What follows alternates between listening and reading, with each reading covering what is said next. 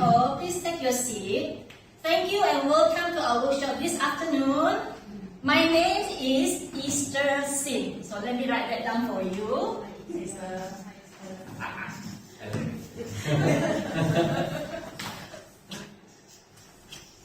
Okay, to start off, I'm going to introduce myself. I'm a physiotherapist and I've been working in the industry for 20 over years. And yes, thank you. And last year I started my Pilates training and I trained in clinical Pilates. So I took the level 1 Med clinical Pilates course last year and then I proceeded to take Pilates for neurological symptoms and also I proceeded to take Pilates for osteoporosis earlier this year.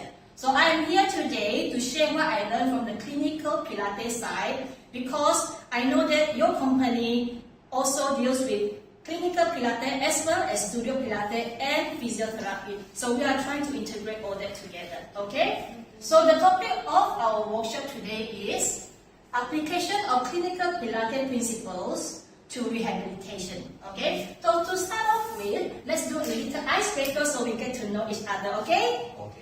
Okay, so it's going to be very simple. The icebreaker is called From Silent to Vibrant because we want everybody to participate in today's discussion, okay? So I will hand you all a piece of paper.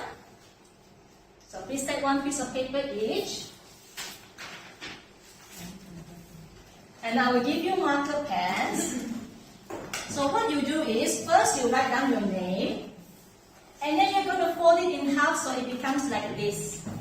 Okay, so I've written my name and I put it down here. Okay, so I'll give you 1 minute to write down your name and fold your card into half.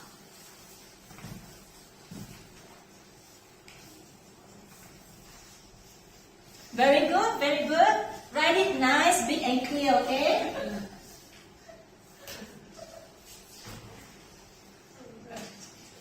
Is everybody done?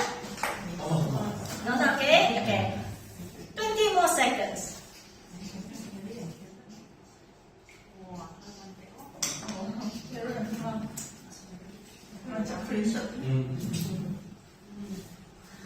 Okay, so we are all ready. We can start to play the game. So I will start first, okay? So since we are getting to know each other, we will do a short game where I will start and I will tell you what is the one thing I think people don't know. So it's something rare, okay? Like a hot tip, okay? Something that you think other people don't know. That is unique, okay? So we'll start from me. So you're gonna stand up here. You're gonna put your name up high so people can see your name. So I'll introduce myself. Hello, I'm Easter. And I'd like you to know that corn jargon comes in many colors. It is not only yellow. So I found out that corn comes in many colors. There are purple corns, there are black corns, and the original corn that is not GMO actually can come in many colors. Like the multicolored corn in Aztec, Mexico. Okay, thank you very much. So after that, you must all clap for me. And encourage. Thank you. Okay, so we'll move on to the next one. Kwan, can you please introduce yourself and tell us something that you think we don't know? Okay. Oh, okay. Cool. Hi everybody, my name is Guang. Can you please stand here? Sure, glad. Okay, hold up. Good afternoon everybody, my name is Guang. One fact that I would like to share with you all. Killer whales hunt sharks. And they actually eat sharks. I just saw a documentary about it on National Geographic and I thought it was quite amazing. Wow. Okay, thank you, Guang. Okay, next. Who do we have next?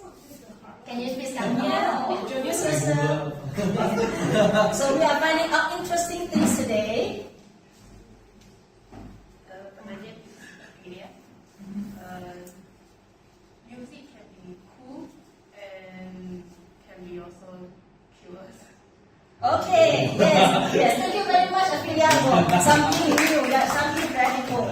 Okay, next. You can share anything, including what you like that you think other people might not like, or what you don't like that other people usually like. Okay. Hi everyone, I'm Rachel. Hi, Rachel. So just now Kwang talked about killer whale. So So I'm gonna talk about blue whale. So blue whale stand as heavy as an elephant. Yeah, the weight. Oh, You don't know, That's right? big. Yeah. Thank you. Okay, so who shall we have next? What I did? Come. Okay, I go first.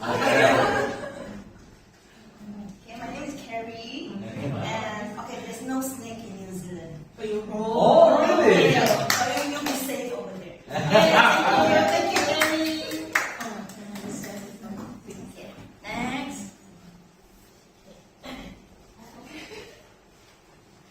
Hi everyone, I'm Kevin.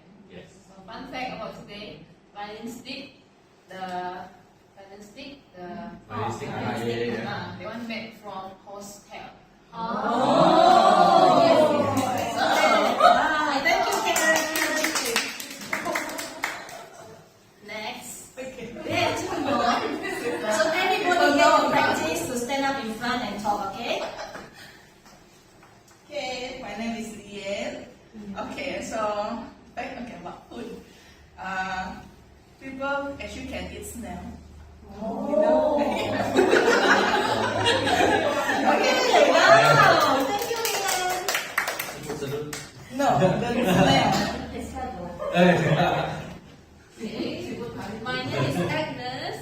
So I'm going to share one thing that special it is. Do you know that male seahorse actually give birth? Wow.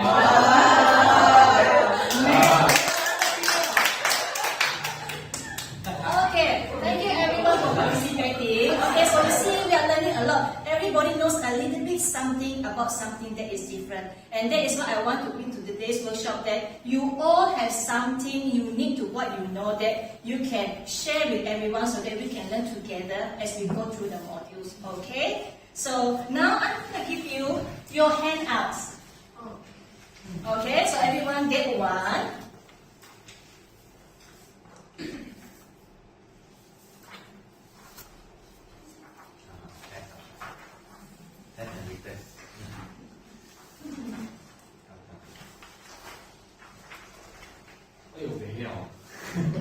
Okay. So today's topic, application of clinical Pilates. But before we start the lecture, let's go and look at the learning outcomes, okay? So point number 2, learning outcomes. Can we read together?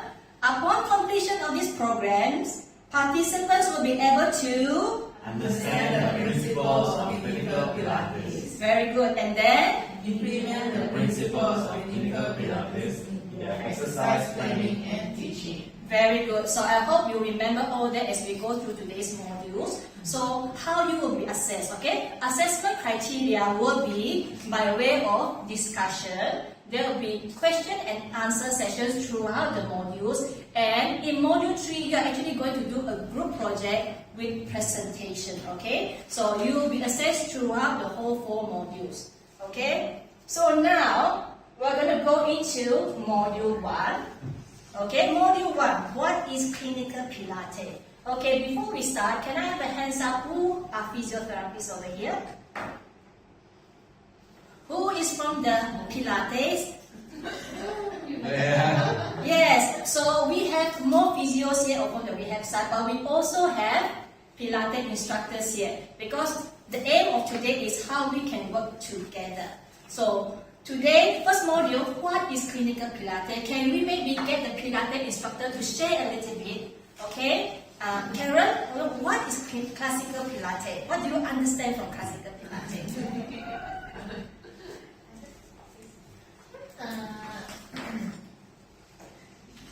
Classical Pilates is more focused on core strength, Yes. building more like fitness. Mm-hmm. That's all. Okay, so I will explain a little bit more, okay? So classical Pilates was founded by Joseph Pilates, and one interesting fact that a lot of people don't know, Joseph Pilates was also a boxer. And I found that later. Okay, so what is the difference between classical Pilates and clinical Pilates. In classical Pilates, we have a fixed repertoire of movement. How many moves do you remember, Karen? 34. The original classical Pilates have only 34 moves. Okay, so if you remember how the moves are done, it's the movement looks like gymnastics. It looks like dancer. So do you think it looks like what people every day would do or move? Yes or no? Think for a while. Do you think people move like that every day? They do teaser. No, right? No, right? Yeah. Okay, so that is why they come up with another way of teaching Pilates called clinical Pilates. Okay, so now you understand that classical Pilates is based on a different type of movement, but it is still very good exercise, right? So a group of Pilates instructors who are also physios, who spend almost 16-17 years doing Pilates and using it for the rehab population, decided to design a Pilates for the clinical rehab population, and they call it APPI Pilates, which stands for Australian Pilates and Physiotherapy Institute. And that is where I was trained, and that is the information that I'm going to share with everyone today. Okay? So to show you, okay, 1.2, what is the difference between clinical Pilates and classical Pilates? I'll give you some more handouts, so you need to share this one. And we'll go through it one by one.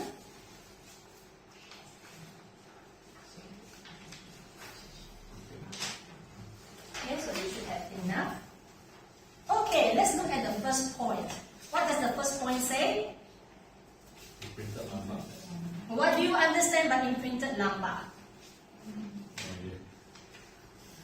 Okay, because you have been using Pilates, so what do you understand by having an imprinted lumbar? Let me clear this for you so we can demonstrate a bit. Karen, can I have you to assist on the bed? Okay.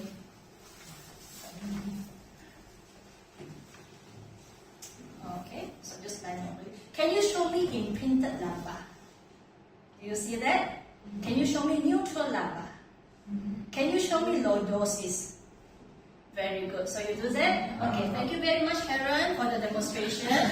Okay, so classical Pilates, they teach all the movement, especially the one in line, with a very imprinted lumbar. So the lumbar is actually held in a very slightly curved position, but it's curved to the back. Okay, it's not lordotic, it's curved to the back. Okay, so now the consideration is that as clinicians, we teach normal movement, correct or not? Yeah. Do you think people move around with a lumbar imprinted like that? Do you think people train movement with an imprinted lumbar like that? No, right? So that is more the basis in the difference of teaching between classical Pilates and APPI clinical Pilates. Okay, so all of us here, okay, we have been learning Pilates from the classical side as well as the clinical side. Okay, so they always teach from an imprinted lumbar position, correct? If you remember when you were doing your training, but APPI's argument is that this is not a normal lumbar positioning for teaching normal movement. So from a neurological perspective and also MSK perspective, when you finally get to the point where you want to teach functional movement, okay, this is where you put in your clinical Pilates knowledge to know that you don't have to hold imprinted position when you do later part of the training. Okay? But for the initial part of the training, when they just first came in, maybe the TRA is totally gosong and they cannot hold the imprint at all, they cannot hold neutral at all. That is the clinical justification for training in a lumbar imprinted position. Okay? So you see the difference in the reasoning between why do I want to train in imprints and when can I start training in neutral. Okay? So not to say that one is right and one is wrong. There is a reason for training in lumbar imprint. Okay? So because I'm an APPI trained, most of the time I will train in neutral. But let's say if I see that the patient cannot hold neutral, they are so weak they cannot engage, I will go back to classical Pilates and we train everyone lumbar and train throughout the sessions until they have enough strength and stability to hold the neutral. Is that understood? Okay, so can we move on to the second point? Can somebody read that out for me, please? No bracing of the core muscle. Okay, so in classical Pilates, you can see that the movement is very, very big movement. Very, very large movement. Okay, like if we do the teaser, we do this movement, we do the single leg stretch. You see, this is a very long lever movement, correct or not? I have to hold the core, I have to brace the core, I have to lift up my neck, I have to lift up my arms in order to be able to do this movement. Okay, so it's a very high load on the spine, very high load on the stabilizers of the core. So do you think this kind of classical Pilates move can be applied for the rehabilitation group? No. So that is the reasoning that APPI comes with a new syllabus of movement. So what they do is they take the original 34 classical moves, they totally take out the ones that is totally cannot be taught to the rehab population. And they ended up with around 26 to 27 moves that can still be used. Okay, that's the first difference. Second difference is that for classical Pilates teaching, we know sometimes if we cannot do a certain move, the instructor will make it a bit easy for us, right? We call it modification, and we have progression too. So every single exercise will have around 2 to 3 modifications, correct? To make it easier, maximum usually 3 or 4, they won't have more than that. So Pilates instructor trained in classical way do know how to bring the exercise level down to make it easy for all of us to follow. But for a clinical population, that modification might not be enough. Okay? So example, Selena always tell me, I already gave them the easiest one. They still cannot do. How?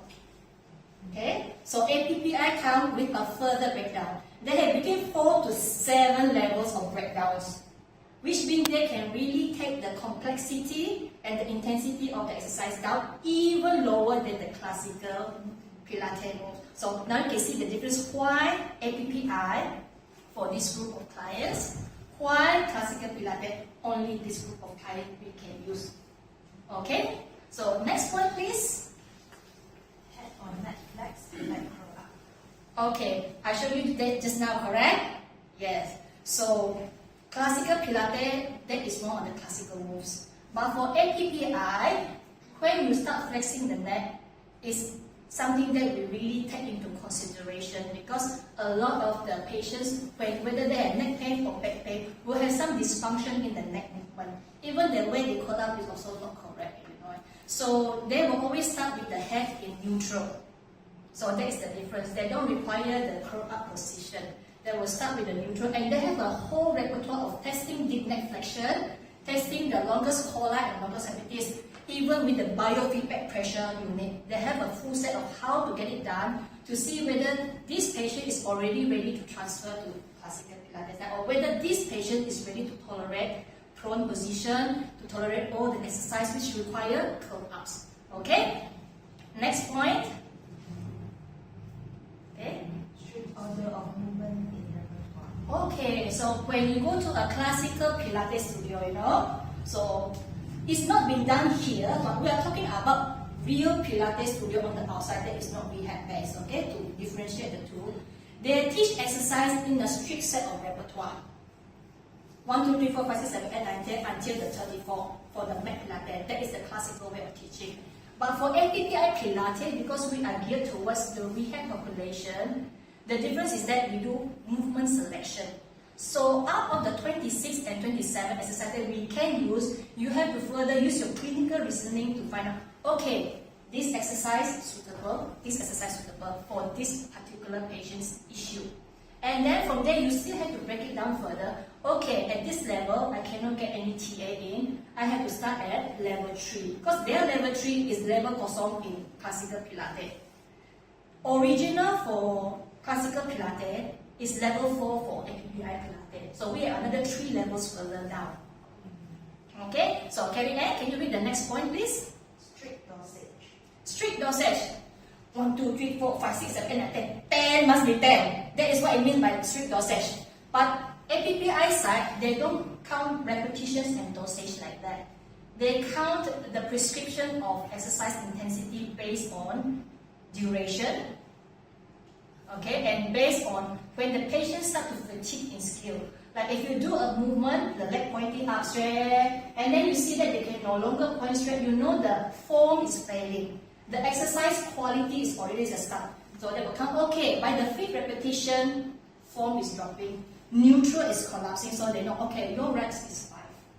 It's not 10. It's no longer strict. So basically what it means, and what a lot of clinicians already know, is that the prescription of the dosage is based on patient's performance. Okay, so it's not something strict, and it still falls back to your clinical reasoning. Okay, next point please. Okay, Kelly. That is the end. Yes. So one thing people always comment about classical Pilates, do you see the movement or not? Wow, you know, you need so much flexibility. You need so much strength. Okay, then you look at your rehab population. Do you think they need that much flexibility even to start with? You know, do you think they need that much strength?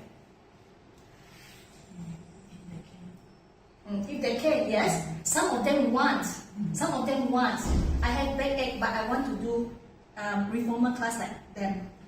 Okay, if that is the goal, it makes sense. But say you have somebody here who is coming for rehab, and they say, I just want to be able to get back to my standard of normal living.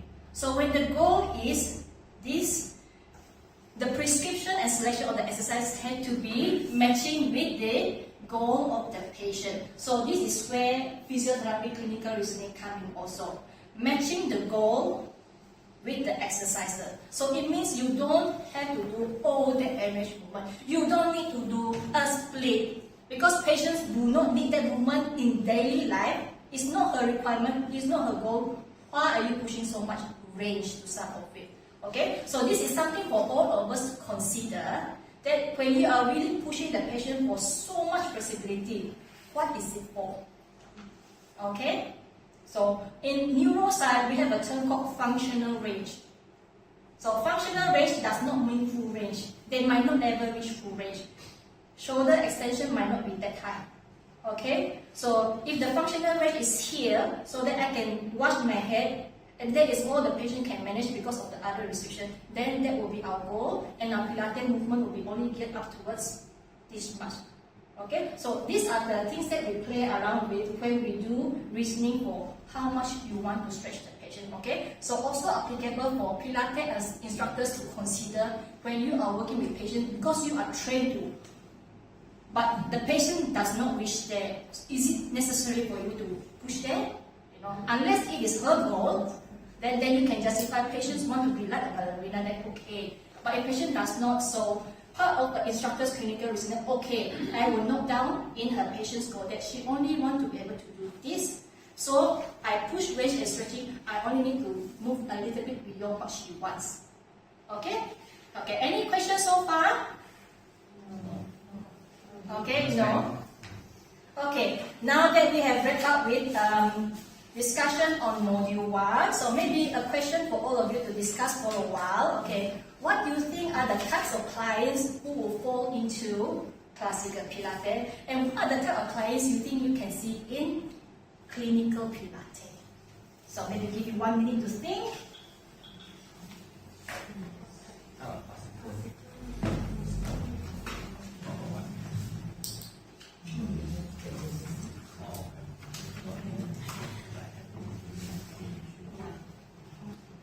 So please discuss first 1 minute.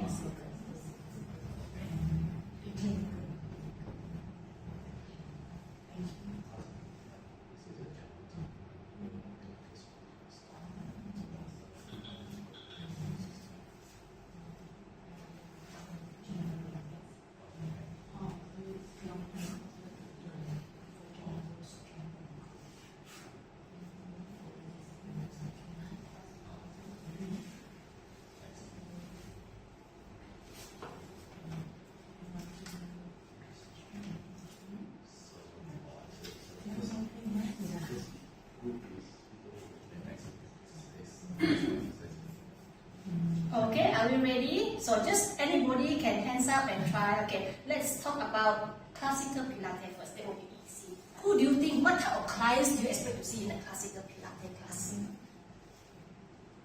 Like I said, I'm just looking for just to be fit, do some to find exercise.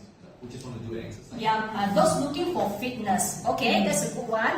Anyone else? Karen, what kind of clients do you usually see? Concerned about your posture. Yes, those who are concerned about postures. Very good. Okay, next, any more?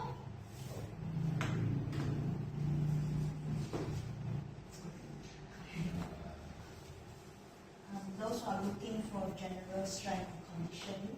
Very good. Those who are looking for general strength and conditioning. Okay, any more for classical Pilates training? Should that be free from pain? Yes, those who want to look for to be free from pain, so they want to experience movement. Okay. Any more? Actually, client asked me to do Pilates so. Can We can slim down. those who are looking to slim down, we cannot say whether it works or not. But yes, a lot of people come to Pilates with the hopes of being slim. Karen will tell you that, that's correct. Okay, now we move to the rehab population. Okay, who do you think are the people who will be benefiting from clinical Pilates? Scoliosis. Scoliosis, yeah, control impairments. Postpartum. Yes, postpartum patients. Yes, prenatal patients. Yes, those in the elderly group. Yes, geriatric group. Any more? Yes, neuro patients. Any more? Yes, osteoarthritis. Okay, so you see, so how many people? There's a lot of people that can benefit from you teaching Pilates, whether it's clinical or classical. Yes, so depending on what they need and what are the goals, you will be able to tell them which one is more suitable for them, correct or not? And not to forget also, we have high performance athletes like gymnasts, swimmers who require a lot of body awareness and end range strength, who can benefit better from Pilates training compared to more generic form of studio fitness kind of training. Okay, so thank you for your participation. Okay, I'll give you 30 seconds to breathe, and then we'll move straight on to module 2. Can I ask something Yes. about this? So let's say my patient, I see it for physical treatment, then after that I send to Pilates. Even let's say they will be free from pain, so they will fall under which category? Still under clinical, or you want to put it as clinical? We will answer that question later in module 3. Okay? Yes. So we'll go back to that question soon, but it will be answered very soon. Okay? So when everybody is back, we're going to start module 2. Yeah. Too fast. Good student. Yeah, dia juga advance.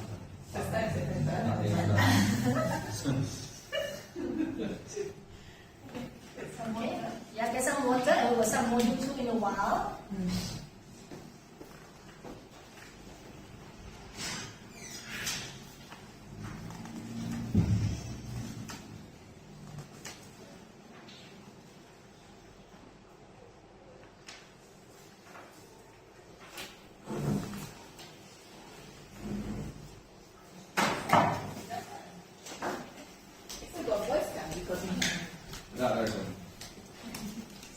Okay? Yeah, to be a bit louder so everyone can hear. Okay, so now we're starting on module 2. Okay, so can somebody read out the topic for module 2 for me? Principles of clinical Pilates. Yes, what are the underlying principles of clinical Pilates? Okay, so the people behind clinical Pilates is 2 physiotherapists actually. So they base the whole work on 2 main theories. First one, the motor relearning program, or the teaching of normal movement from the work of Carr and Shepherd. So who is familiar with the neurological papers of Carr and Shepherd? MRP. Carr and Shepherd, MRP. Okay, so how many? Can you have your hands up? Who is familiar or have heard of Carr and Shepherd? Okay, good. Okay, so the other half of where they take the principles from is from the muscle sling theory, from works from like Fleming, Professor McGill. Okay, so it is very much MSK. So when I went through it, I'm very happy to see that they actually cover both neuro as well as MSK principles when it comes to designing the exercise and the teaching of the Pilates for the rehab population. Okay, so what are the three main things that is underlying key principles of clinical Pilates? Number 2.1, can somebody read that out for me? The three key principles. Pain. Pathology and function. Yes, pain, pathology, and function. Okay, let's look into pain first. Okay, so what is the effects of pain on muscle and movement? Okay, so we'll look further into this. Okay, 2.1. So when you have pain, people will come and the first thing they say, oh, I cannot move. Correct or not? So what is happening here? Today you injured, 5 seconds later the muscle strength is gone, right? Actually, there is muscle inhibition. So it's how the body protects itself by preventing the muscle from contracting around the area, okay? So pain causes muscle inhibition, and where does this usually happen? Like if it happens in the knee, let's say, so the inhibition will be in the local stabilizer muscles of the knee, but it doesn't affect the other global muscles. So that is where they want to point out that the distribution of which muscle is inhibited and which muscles go into protective muscle spasm would be different. Okay? Because this will be the underpinning reasoning on why you want to do activation or would you want to do release. Okay? So it's a different way of teaching the exercise. Okay? So the next one is pain guarding response and muscle spasm. As I said just now, they have pain, they come in and say, I cannot move. So it might be inhibition, cannot move because the muscle doesn't work. Or the other reason could be severe muscle guarding. So when you have back pain, let's say you just hurt yourself and the patient come in and you see all these severe spasm, they say, I cannot move my back. And so it's because of muscle guarding, isn't it? Okay, MSK, right? So it could be either one. Different people respond differently to pain, and that is what we are discussing now. In that, pain can cause different responses, and in any person, the response and distribution of response within the inner layer of local muscles and the global muscles might be different from person to person. Okay, next, pain can change the muscles being used. Okay, so if you have shoulder pain, you hurt somewhere here, you have not been seen and diagnosed yet. So instead of lifting the muscle using the deltoid, maybe supraspinatus, because it's hurt somewhere inside there, you might use the shoulder hitching instead. So it's a totally different muscles being used now due to pain from somewhere else. So this is another effect of pain. And next, altering a movement pattern. Of course, if the muscle is used, it's been different. The movement that comes out will be different, correct? Okay, and with time, if a person moves very weird in a weird like that, so what happened to their muscle pattern? It becomes abnormal, correct? But in time, if you move abnormally like this for 10 years, the abnormal becomes normal. It becomes normal to your brain already. So there is altered perception of what is considered normal and what is considered abnormal. So it doesn't matter how the abnormal movement comes in. If it's fairly new, the way you treat might be different. If it's been there for 10 years, you might want to send to Aprilia because this is already set in the brain. So the type of teaching will be different. Okay, so let's move on to the next point. 2.1. Okay, what is the consideration of us as clinicians or even Pilates instructors when you deal with someone with pain? So what will be at the back of your mind when you're assessing and treating or prescribing an exercise? Okay, so these are the questions that you will want to ask yourself. Okay, can somebody read out the first question? What is the cause of the abnormal movement? Yeah, what is the cause of the abnormal movement? Is it pain? Is it a muscle tear? Is it what? So that is where we need our physios to come in and do a proper assessment and diagnosis. Okay, number 2, so we will go take turns. So number 2, Leanne, can you read out the second question? Address the key issues behind the pain adaptation. Example that inhibit the muscle fit to be woken up. Yes. So when you want to address a problem, first you assess. So if you find that the issue of not being able to move is muscle inhibition. You need to wake up the muscle. That is the method for getting the muscle to activate, or in Pilates to engage. Okay, but if you diagnose and you find that, hey, this patient cannot move because the muscle has gone into spasm, so it doesn't allow the movement, then what will be your clinical reasoning for choosing the type of exercise that you want to do? It will be to release the muscle spasm, correct or not? Okay, so that is what it means by how you do clinical reasoning based on what you find the response is to the pain. Okay, so next, reflex inhibition of postural muscles. So here we are talking about the multifidus, the transversus abdominis, and the pelvic hip stabilizers, which are actually muscles which is very, very hard to train because they are not primary agonists. Biceps, triceps, quadriceps, glutes, all these outside global agonists, very easy to train, correct or not from your experience? Have you tried training the deep stabilizer muscles, the hip stabilizer muscles, the pelvic stabilizer muscles, from experience, how do you find it? Is it easy to engage, to activate, to train, to stabilize? No, it is not that easy compared to a simple biceps and triceps, isn't it? But if you find that there is already reflex inhibition and the muscle doesn't work to engage, to stabilize, your target will be to engage. Correct? For example, if we have a neuro patient stroke, one side is what called empty, is not there anymore. So we know part of our goal of treatment will be we need to choose some Pilates exercise that can really engage and initiate some muscle activity on that side. Okay? And next one, the last one. Protective global muscle spasm. Yes, protective global muscle spasm. So if a patient comes to you for Pilates, but they have protective global muscle spasm, how do you think you will want to take care of this patient? Okay, so I think the Pilates side can answer also, the physio side can answer also. So they're coming to maybe say Carrie or Rachel, and they are already stiff all over, but they want to exercise. They want to exercise. They want to do Pilates. The heart is there, but you already diagnosed this person is so stiff, all over. Blue start is already everywhere. Relaxation, very good. Okay, so let's hear from the Pilates instructor side. What are the things that we can do to get them to relax a bit better before we start the actual movement?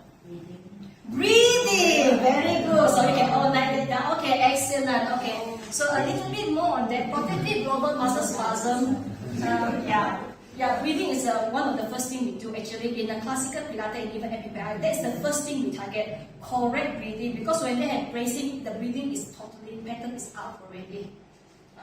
Okay, so breathing is one thing. Okay, and also to understand that those who come with this protective muscle spasm, the problem might not be just physical; it's already a lot mental here. So we will be dealing with a class of patients that we call kinesiophobia, fear of movement. So a lot of patients that come to physios with any pain, or even to the Pilates side that we push to them, they will be coming with kinesiophobia because they have protective muscle spasm. Guarantee they are fearful of pain, they are fearful of movement because they will tell you, I cannot squat, pain. I cannot lift my hand up, pain. So their thinking in the brain is that movement causes pain. Okay, so the first time of treatment is for us as clinicians or instructors is to help re-educated brain that okay, I'm going to bring you through a series of movement. Okay, I'm going to let you know that part of the pain comes from the muscle is so tense. Because tense muscle causes aching pain, correct? So part of the reason why movement causes pain is because you are really very tense. So I need you to relax first. Can we get some relaxation in? And then we can progress to step 2. Okay, let's try some movement. Okay, let's try just small range of movement. Painful or not? Like this, okay, can? Okay, can. Can we move a little bit more? Like this, okay, can? Can. Okay, and slowly bring the patient to experience pain, not as a painful, unpleasant thing, but to experience movement as something pleasant. Okay, this is the main underpinning principle of APPI Pilates. We call pain. We put it number 1 because the end goal is we want to teach patients that movement is a pleasant experience. It is not pain. Okay? So our job as clinicians and also as Pilates instructors is actually to help people to enjoy movement, to put it in the simplest way. Okay? To be able to move like normal like before and not be afraid of it. Okay? So that is about pain. Okay? So the last point for this is that when we deal with patients with pathology, okay, next point pathology, and maybe they got hurt half a year ago, and clinicians will know the healing is already cured. You know, prolapse is 3 months settled already. Okay, but patients still come with backache. You know, they still come with movement dysfunction. Okay, so what is happening here is that recovery is not automatic, even though the tissues have healed. Control. Okay, can we have point 3, please?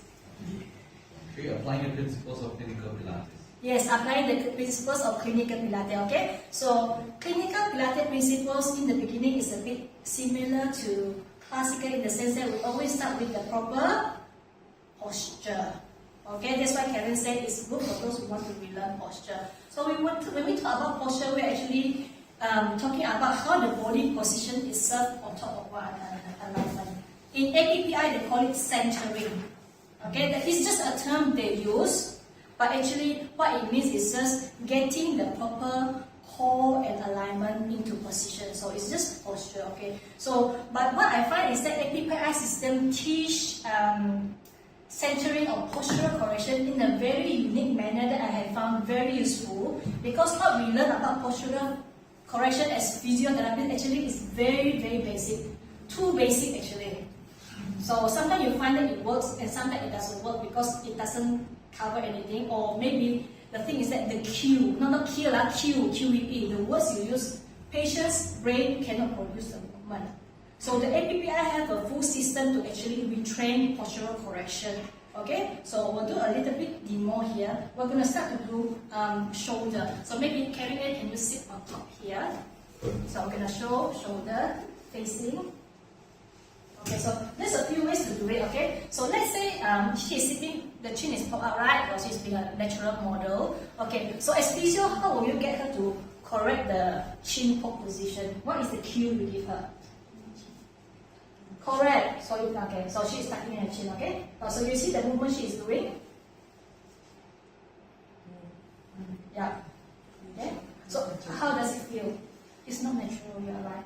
And yet we have been doing it for donkey years already. You're tucking your chin, and it's so forceful. It's a bit forceful. It feels very unnatural. Can you imagine a patient walking around with the chin tucking like that? Okay. Yeah, but for APPI, they don't use that sort of cue. So they try to reset the chin position by saying, Carrie, can you look up? Can you look down? Okay, can you nod your head up and down? Okay, now you look forward. Can you do a chin nod? Okay, so they correct by starting with the chin nod. So it's a nodding motion. So how do you feel when you do the nodding motion? Is it easy or is it difficult compared to chin tuck? Much more easy, because it's actually activating the longest collar and longest capillaries. Only everybody cannot. But chin tuck, you will see the sternocleidomastoid muscle start kicking in, every step body start kicking in. So you can have a feel. Have a feel, just nodding your head to get the position. And then, yeah, and doing a chin nod. So it's a little bit of chin nod. Okay? But in terms of postural correction, you know, having a pop chin, the problem actually doesn't start with the head correction. Correct. It's actually all the way downstream. Okay? So we'll try to correct a little bit of something down the line. Okay? So let's look at the shoulder. So her shoulder is a little bit forward, right? So traditional physio, how would you correct that? Squeeze that! Yes! Squeeze! So the patient will come around like that. So after 2-3 years, they come back with extensor muscle pain, mid-back pain, because they have been holding very nice soldier position for years. Yes, a lot. And then it took us a lot of time to figure out that the sacrifice they made to have this is the reason why many years later they have this tight, this tense muscle.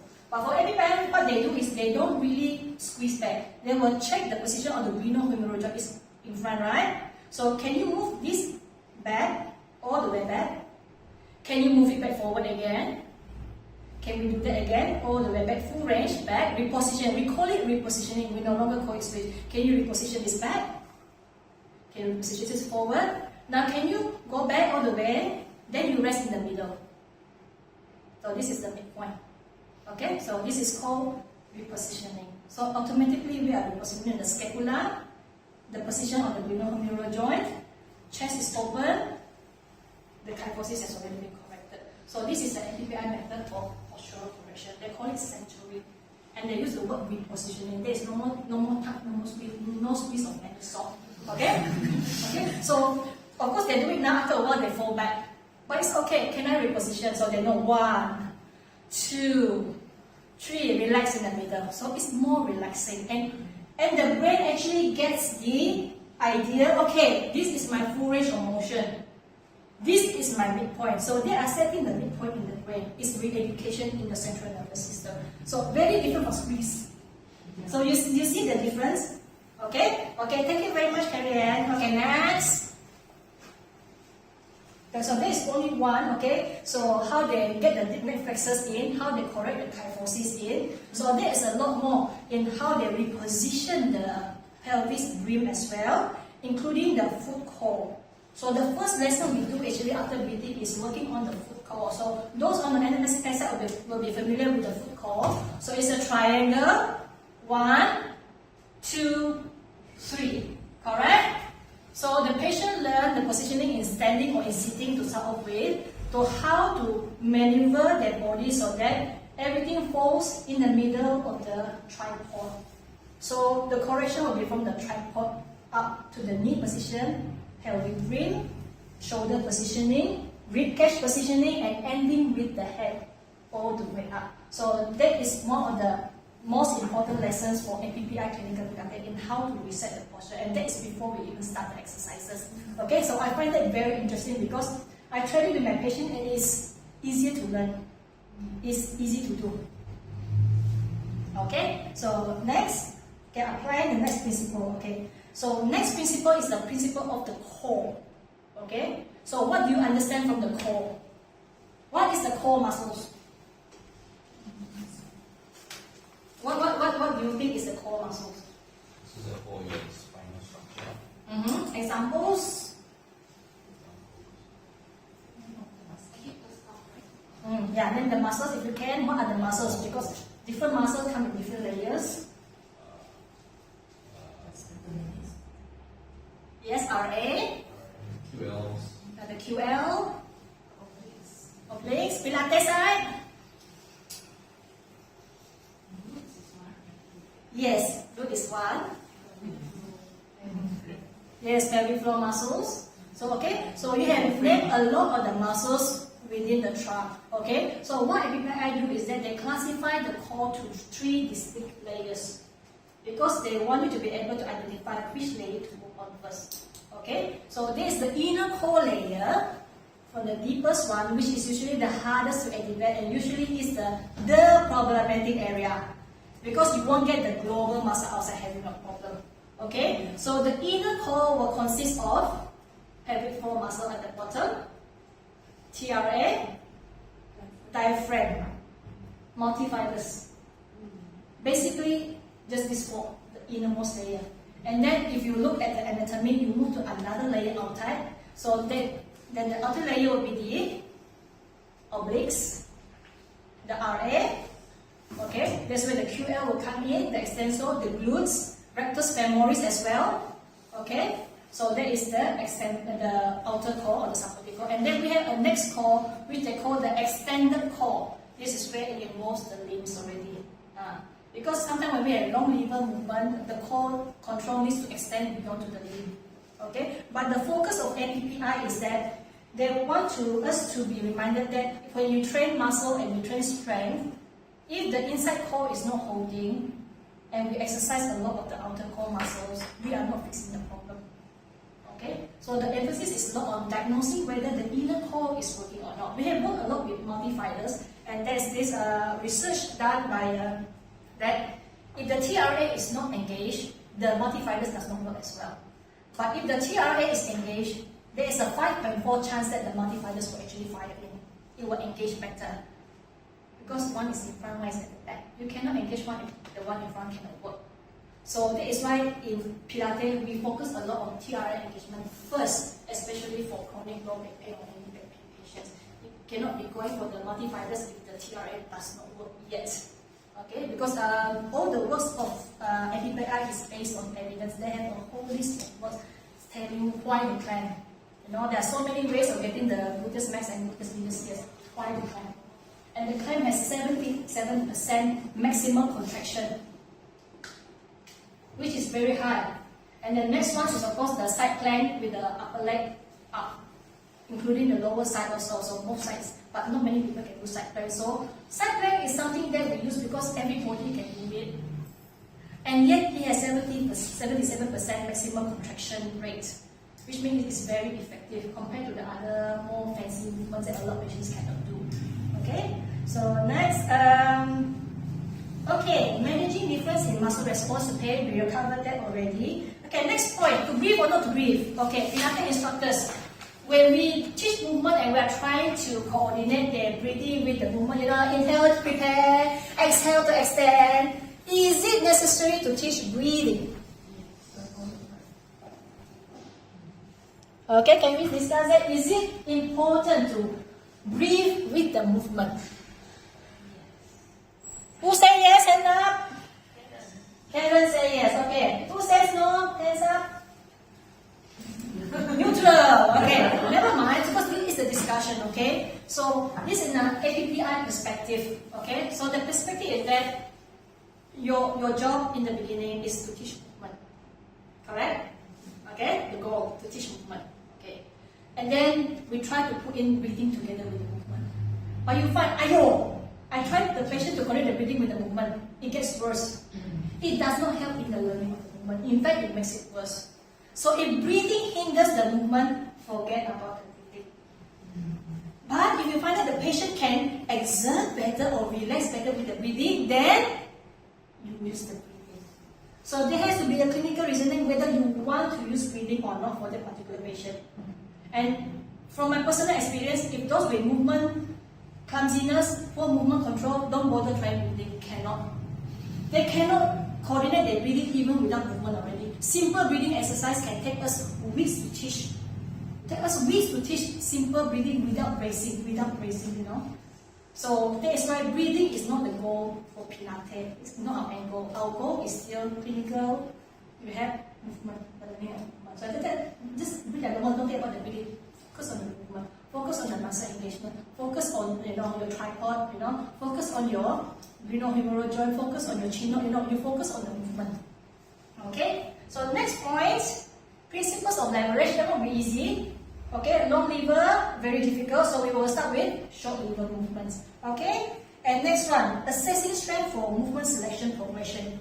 Okay. So for regular physio clients, it will be fairly easy, but from a Pilates perspective, when we train patients for Pilates, we have more things to consider.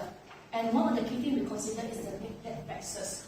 Because when you put your patient in prone or in 4 points, if the head starts to drop because they cannot hold it up, they are not suitable for anything in the prone position. And if we put them in that position, the head is out of alignment, it throws the whole training off the track. So cannot. Okay, so we do need to assess how well they hold the leg flexors, and if they can hold, then only we start to incorporate position which need them to hold the head. Okay, so because sometimes when we train loose, we don't look at the head, drop line, doesn't matter. But from the APPI clinical Pilates side, they consider this as very important that deep leg flexors come in first. If not come in, never mind. It doesn't mean you cannot teach, but you support the head lah. Leave it out of the equation, support the head. Even when we have 4 points prone, put a box in front like this Can still do the leg kick correct or not? Yes, so it's how you modify the exercise. You can still do whatever you want to train, but with proper support to the areas that is not strong enough, so that it doesn't throw off your alignment or muscle engagement. Okay, so these are just key points that if you remember next time when you see your bar, my patient head drop, put the box in front, let it go, whatever. Okay, so they have different ways to assess deep leg flexor strength as well as core strength. Okay, so one of the popular ways for assessing core strength would be like either going into lying down they have this. Okay, so remember what we said about lumbar imprint? We will get them to do a lumbar imprint. Then we ask you to breathe normally, then we count. 1, count how many breaths to make, and then suddenly at the third breath, you see collapse. Okay, so you know this patient can only hold lumbar or neutral control for 5 seconds or for 2 breaths, their breath, for 2 breaths or 3 breaths only, and you record down. So you know this is their strength. So this is a very, very functional way of assessing stress. So that when you write the repetition from there, okay, straight leg, single leg stretch, they can tolerate 3 only, 3 reps without losing their neutral. So that is how the assessment of strength is done, and that is how we tie it to the exercise prescription later on. Okay, and during transfer of patients to clinicians to instructors, we also write down, okay, loss of lumbar control, okay, at what stage, so that they know, okay, I need to start them from this stage. Okay, so the last one we are talking about key considerations for the neuro population. Okay, so neuro population is quite specialized and a big field, and I will drop the keywords inside. We can discuss this. Okay, so you all know what is closed chain and open chain, right? Okay, so which one is more difficult to do, closed chain or open chain? More difficult to do for the patient. Who thinks open chain is more difficult to do?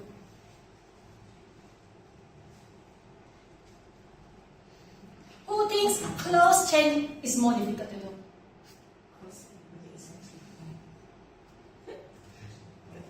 Okay. Come. Okay. Lie down. Okay, just a quick demonstration because this will be our last point for today. Okay, so, okay, arms down. Okay, can you point the leg straight out 45 degrees? Okay, now can you lift it up to point at the ceiling? Okay, can you do hip circle for me? Yes, this is open chain. How is it? So you feel how hard it is, or how difficult it is, or how easy it is. So you just feel first. Okay, so now I'm going to get it a little bit off. I'm going to hold it on the opposite side. Elbow, okay, a bit loose. Okay, okay, now up. Okay, so hold it there. And now you do your hip circling. Is it easier or harder? It is easier. Okay, because closed chain, what it does is, closed means you have a closed chain in your brain. There is extra proprioceptive feedback to complete the loop in your brain that helps you to control better. That is one. There is proprioceptive feedback here. This hand is helping to control. This is the closed loop system in the brain. Secondly, there is a bit of extra support. So of course, this hip joint doesn't do so much work because other people helping already. So closed chain is easier. Okay, thank you very much, Karen. Now you can go back. Yes.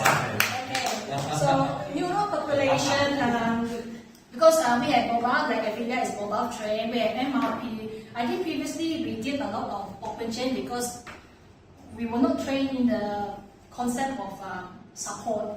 But for APPI, bringing you back to the first module, pain causes muscle guarding, causes a lot of fear in the patients. So when you're unstable, you also have fear. So working on giving some support actually helps the patient to relax and to be able to move better. So closed chain is sometimes a very good way to start teaching the movement, to have some control, especially if they have very poor control or low control or 0 to some degree. So it's starting from, we always start from the lowest, and then we slowly bring the control in, then we can take the closed chain to open chain. So start with short lever, then middle, then long lever. So that makes sense, right? That makes sense, right? Okay? So, last point regarding the neuro population. I was giving you this one just now. So, what do we use this one for as well? We tie on the patient. Let's say chest is what? Who uses this? Let's say your patient, the OA auntie, sit down. Remember how to sit down? Yeah. So it's very externally rotated, not much of a knee and hip movement, and she's basically just controlling from the trunk falling back to sitting. Okay, she doesn't dare to use the hip and knees. Maybe there was some pain. There's already weakness. Okay, so one of the things you can do is that, let's say, if I sit here, I can have a ball in between here. Okay, so can somebody get me a ball, a soft ball? Get it? Bola ambil bola soft. Soft. Yeah. Yes, a soft ball. Hey, in between the knees. Get a soft ball in between the knees.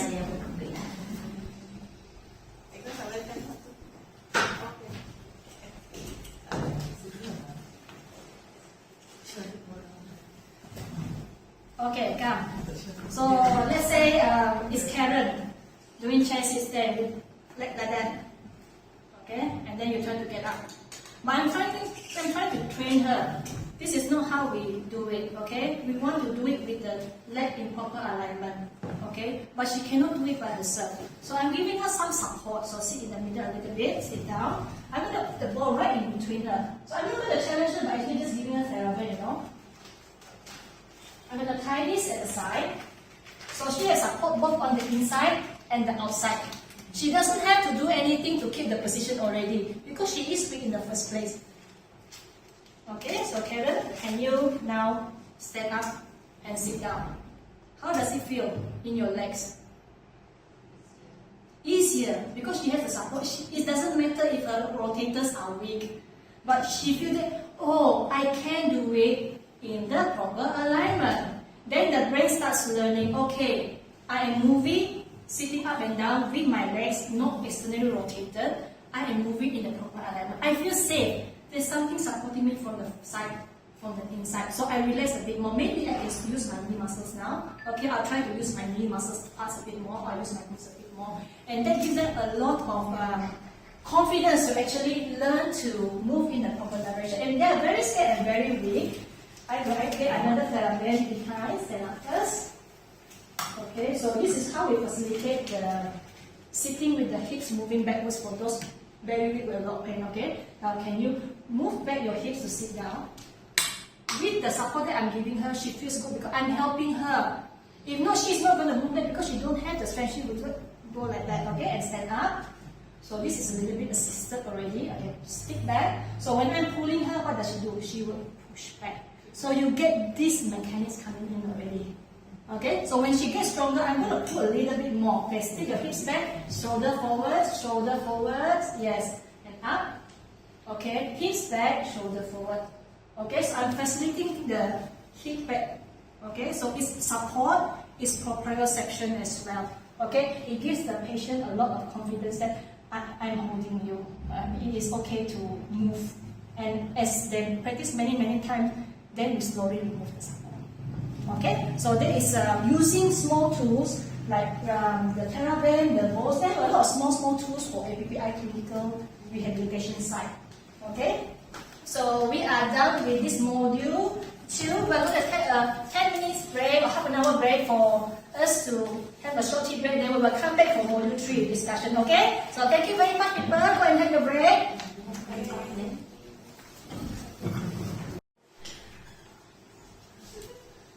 Okay, thank you very much for coming back in time.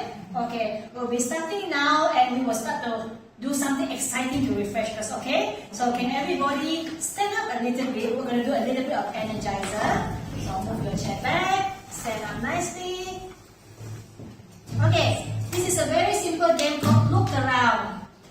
Look around. So hopefully nobody here have neck pain because you need to look around a lot. Okay, so I'll start first. If I say look up, you just look up. So no need full range of motion now, we don't want neck pain. So just look up.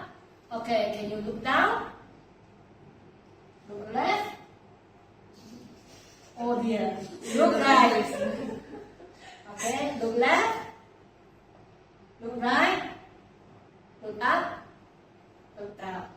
Okay, so everybody is clear with the instructions? Okay, so when I give the instructions, you move.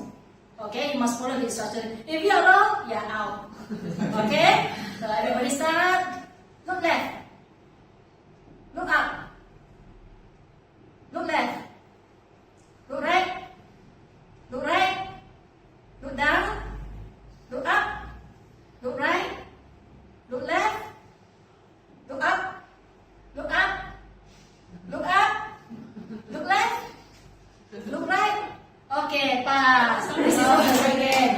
Okay, this is level 1. Also easy, okay? Okay, now the second instruction, what you do is, if I say look up, you look down. Okay. If I say look down, you look up.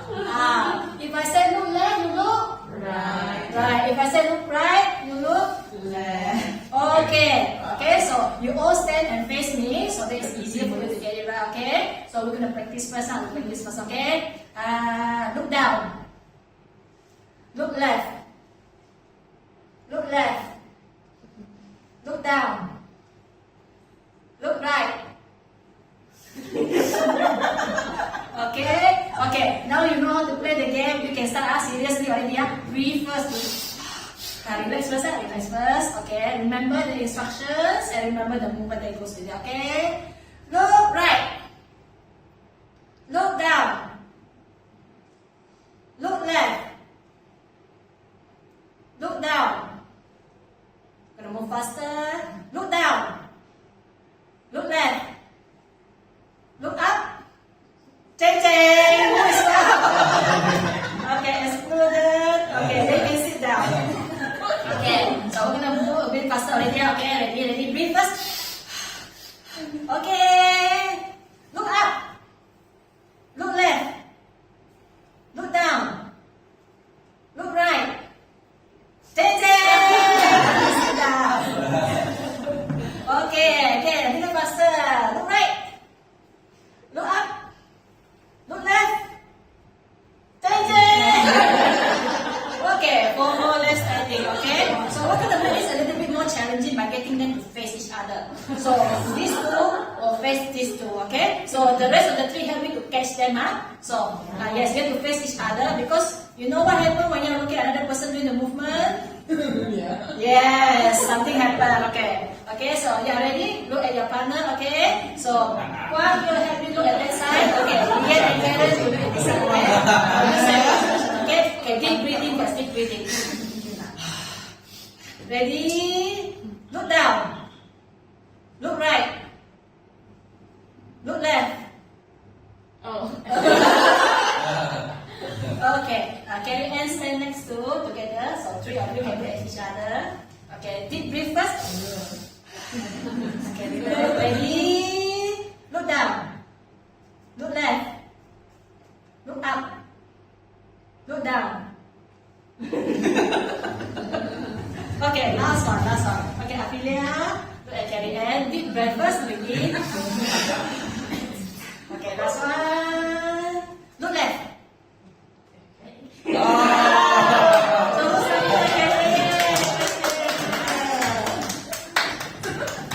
Okay, so what are we learning from this game?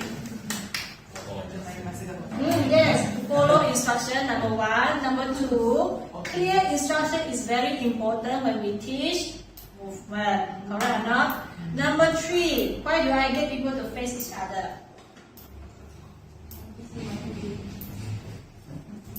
Yes, there is mirror neurons in the brain. So monkey see, monkey do. But in this case, does it make it easier or harder?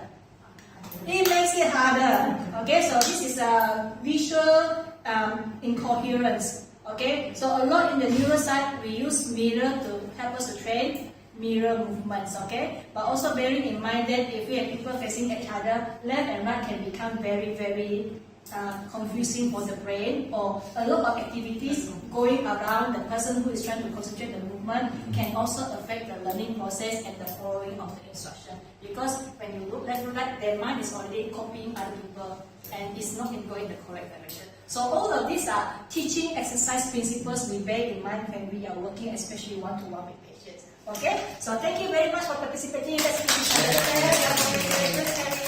Okay, now we're going into a group discussion, okay? So after the module 1 and module 2, you already learned what is classical Pilates, you already learned what is clinical Pilates, and you already learned what are the principles and clinical reasoning behind clinical Pilates. So we're going to discuss what you learned just now in module 1 and module 2. There is a list of questions, okay? So you will divide yourself into 2 groups, okay? So let's read the questions first. Okay, Kwan, can you read the first question? Share. Okay, Kwan will read the first question. First question, discuss the key points you will look into when deciding when a patient is ready for transfer from rehab clinician to Pilates instructor. List down the key points. Okay, so when you list down the key points, just in short bullet points, because you can explain later, okay? So, question number 2, Afilia, can you read for us? When you transfer the patient to a Pilates instructor, what are the key information you will hand over to the Pilates instructor help with continuation of care or rehab? List down in bullet points. Okay, also short points, Okay, so question number 3, Rachel. How will you explain clinical studio Pilates to your patient or client when you are ready to transfer them to the Pilates instructor? Okay, very good. And last question, Agnes. When the Pilates instructor encounters a client with pain, physiology, functional issues, how do we explain to the client about the need to see a rehab clinician? Physiotherapist for further assessment and management. Okay, so this is where you actually need to think back on what you know about Pilates and what you know about physio and rehab, so that you are able to list down what is the required info and how you are going to explain to the patient. Okay, so you divide into 2 groups, write down your key points. Okay, you will get around 20 minutes. Okay, so make it nice and short and to the point. Here is your paper for you to write down. Can you appoint 1 person to do the writing and 1 person to do the presentation? Okay, so this is your paper. The marker is on the table. Okay, so we will have 20 minutes for you to discuss and write down.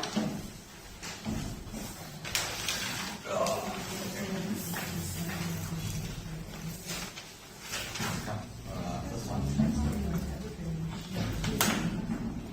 Is that patient ready to move to Pilates? Okay. What? No pain?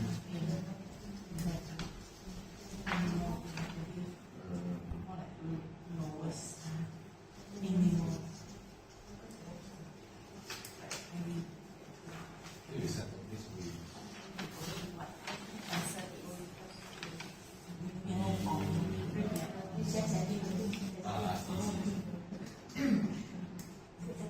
Any questions?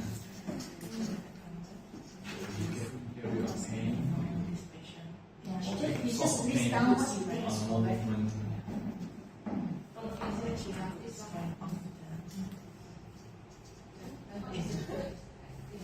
When there is no pain, Because Rachel is a Pilates and physio, so she can give this input from both sides. That's why you have a complete plan here. She would have the problem. The condition she had is she already good enough. I mean the level of the strength. somehow They already achieved a good level of the strength for the genetic post. Very good. So I know that the strength is there, but the issue is also because of other part. Normal movement patterns are addressed.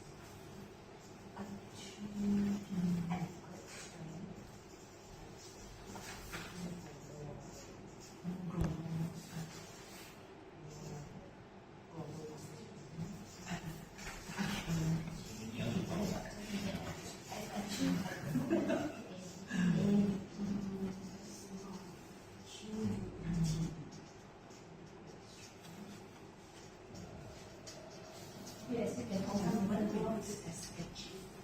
Oh, you will think that if you are the one transferring the patient, what are the things that you have to like before? It's like, oh, this patient is not going They already achieved a lot, so they are doing more further. See how hard we want to achieve. If they want to progress further, The goal is to ready to transfer from clinician to practice. And then we want to transfer to care.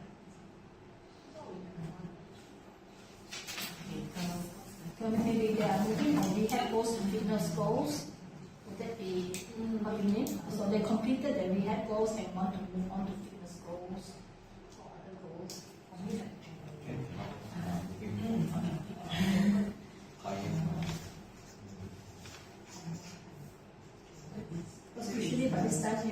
address our issues are already complete on the side, so they want more, but it's not really under What what into what time that they want the the criteria that they are ready to go.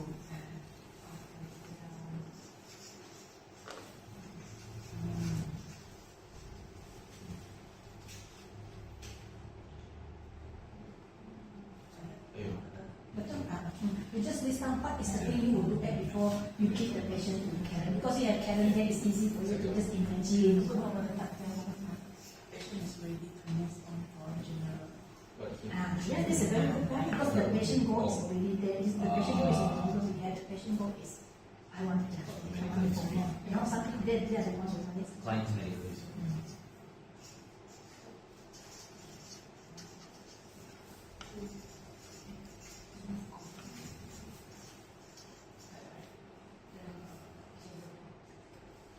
Any current issue, current medical issues that the client is still experiencing.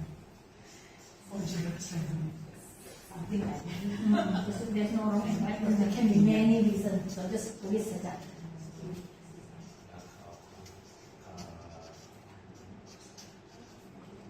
Issues. That.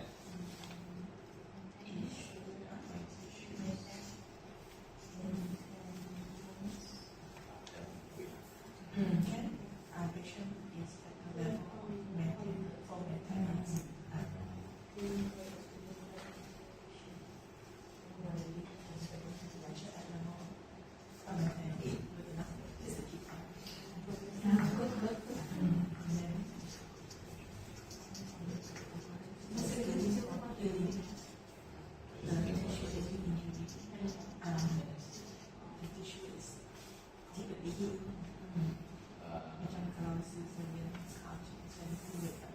You just imagine this is the thing.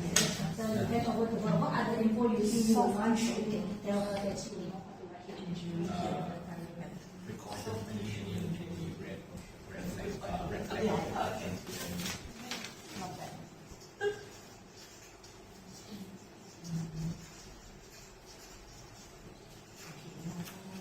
Patient need,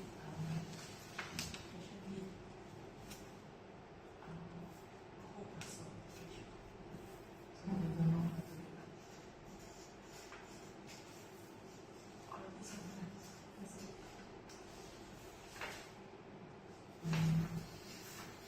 What makes me ask? I think macam there's one component that we have.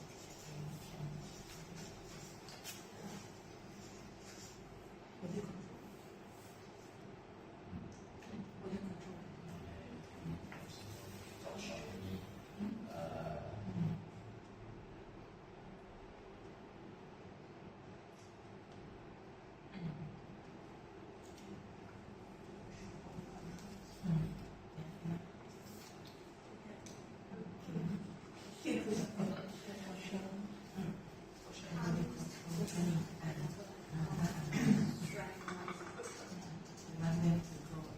We know that they are already off. We take them, but we don't know how to do Current. movement control. Current Then condition. we send to them. They teach us, then they connect to us.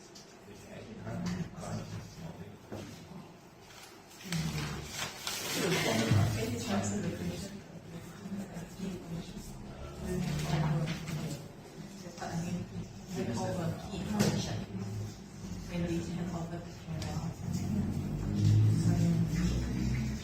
What age is past medical history? Yeah, most.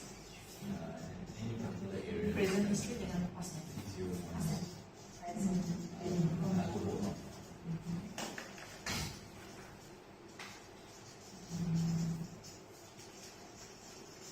Patient growth.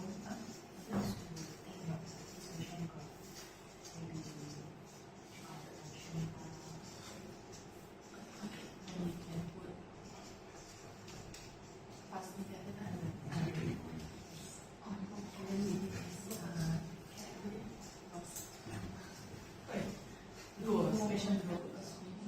And our growth also. Patient and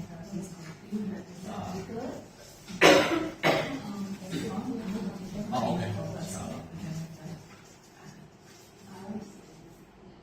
Patient very Yes. This patient is, can push hard. This patient cannot push hard. Small thing like that's correct.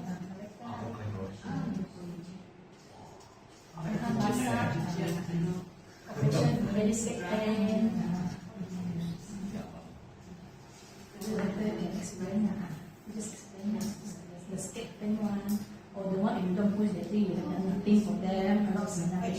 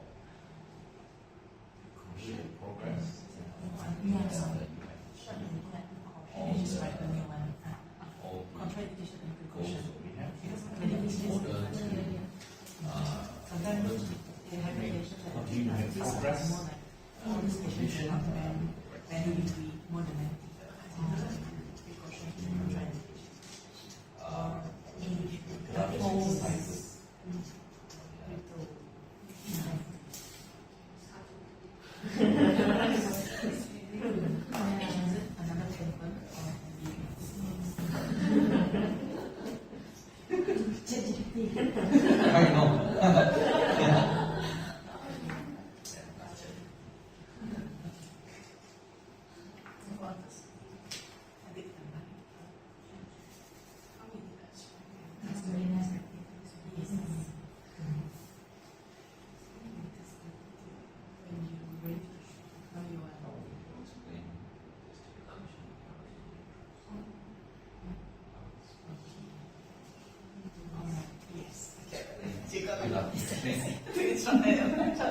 Instead of question 3, how will you explain explaining what Pilates is to a client, or are we telling them why we want them to go over?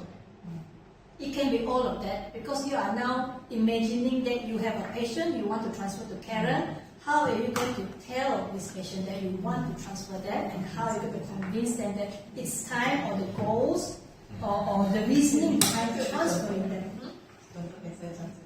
So this is a real-time,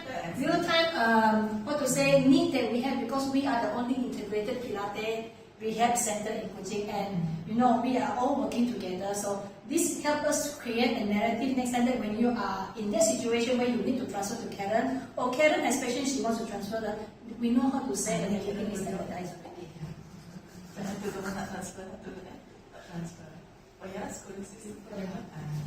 Okay, I give the answer for treatments. So it's a short paragraph, because you pretend you are talking to that patient now. So, take your condition for the knees, why the pain is still there? Because the strain of the knee is already there. But why the pain? Macam, it keeps the up. And then that is actually got material consequences to that. So you really have to know about the body controls. The best is to go to it so that you can help. Beautiful answer. Beautiful answer. Right?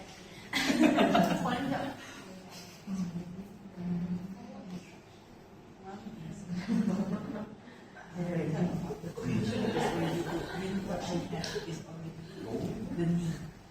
For example, I give an example. Knee post the arm.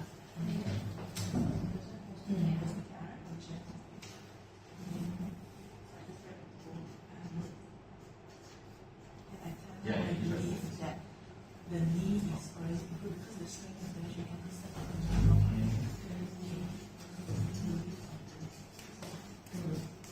He said that we believe, I believe, you are good. That was so important.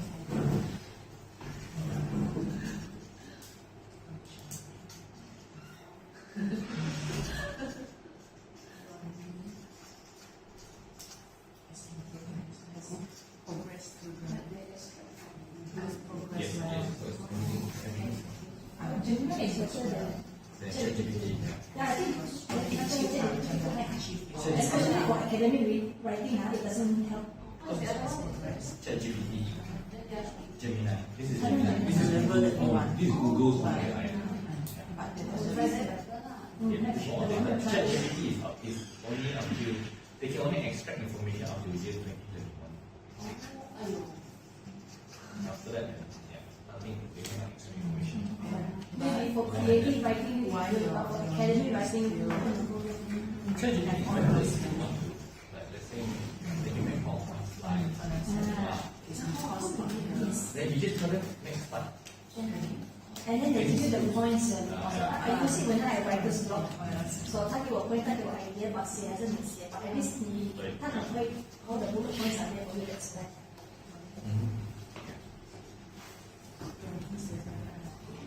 Yes, it's not easy to Google. That is the most cost effective. That's why 我不要用这里，你不要这里， refer to your need. Yes, You just Google Gemini. next is free 的，一样的。 So the best is you go So it's like you can manage through your anything at all.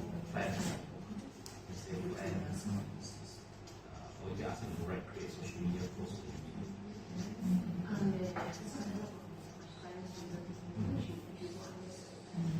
Oh, you see it. so the best is to get to use it. Yeah, you see that. Correct your question. In general. Yeah, now the more advanced ones, get them to create like content with like their hours and create like Can be to create a poster. This is the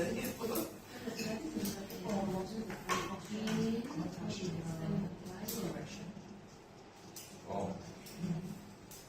How awesome. reduce the loading. Yeah.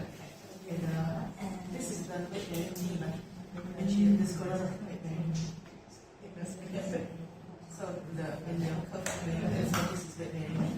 So she got the Well, weight you bearing know, knee. so That's look, the one that do passwords. Macam I cannot believe it. I said small out there, but how did it strike something? But it's really improved. It's not like that. Okay. well, in order to Yeah, that's why it's a buruk. Macam satu arch ada. And then every time we jalan it's more 100 meter. Pain again. I can't strength. It's really hard. So I said to carry the package. And then someone got the reflection discount. Okay, we have 5 more ability to minutes. follow through. So yeah, so this is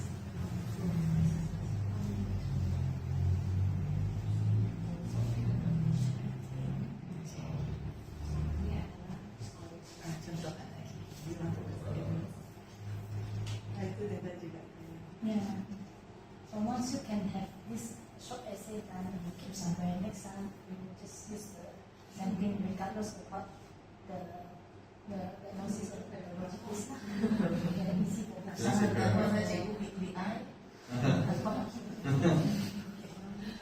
More than regular.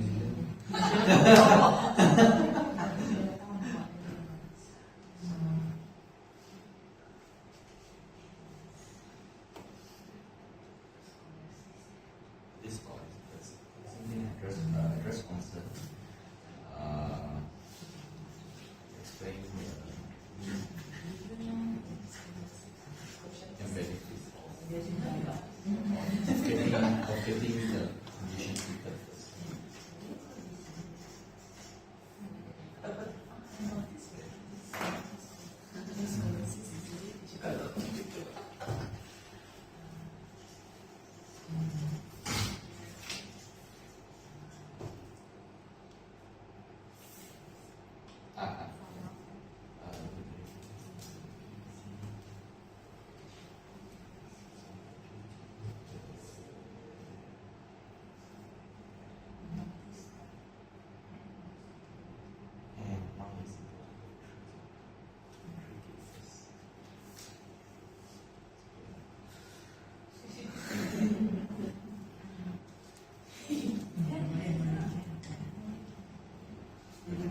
Question.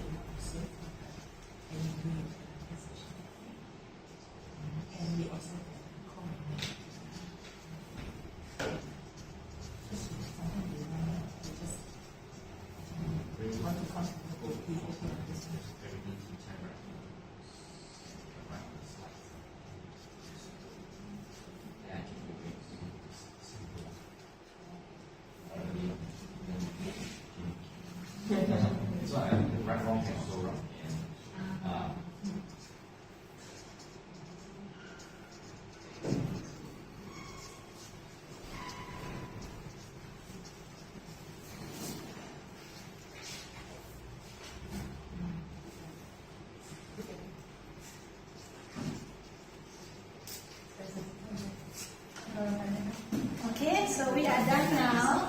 Okay, so Terence, time you put this on up. Kira na Yes, yes.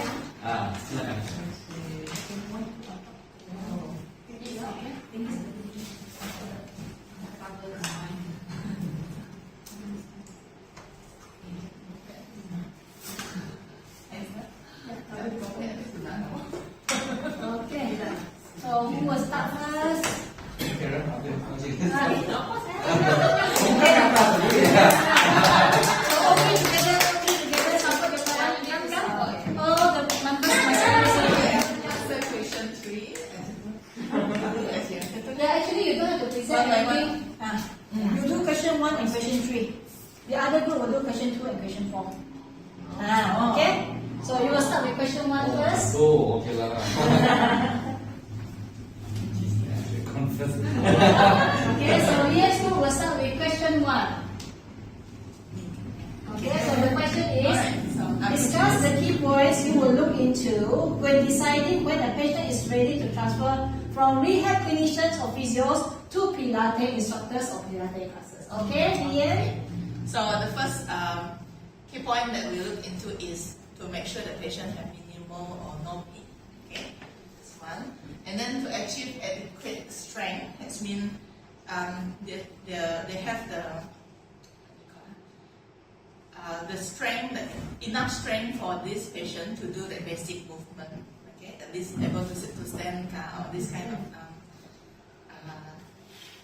level. Okay, so adequate strength, and the patient ready to move on for general strengthening. That means they have back pain, but we say that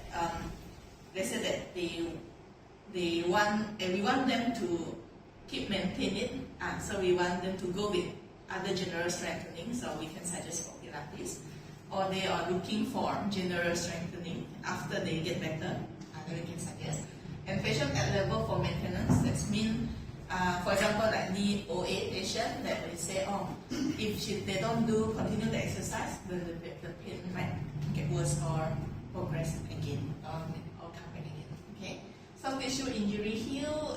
We make sure that if let's say this patient was or ankle sprain, for example, so we want to make sure that the healing process or the period or the time frame is there.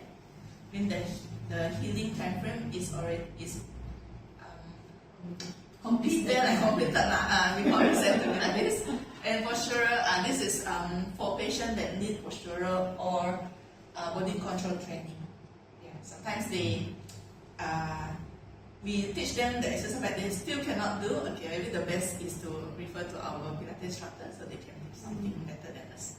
Okay, that's number 1. Okay, that's number 1. Okay, so the other group, would you like to add on to the answer for question 1? Because I already give you the answer. I'm pretty sure you have something extra or something different. So this is where, Lian, you can ask them to give you more input. Okay, what else can I add in? Then you write it down in blue. Okay. Abdominal pain free, I think quite similar to what we have. Abdominal movement are addressed. Okay. That's also movement. So we are more on strength, and you are towards the movement. Okay. Moving for rehab goals and fitness goals, this also more towards this lectures and maintenance. Anything else? Yes, anything else? Yes, help Lian put in some more. Yeah, great. Okay, very good. So, I purposely choose them to answer question 1 and question 3 because it is related, okay? So, can we read question 3? How will you explain clinical or Pilates techniques, studio Pilates to your patient or client when you are ready to transfer them to the Pilates instructor?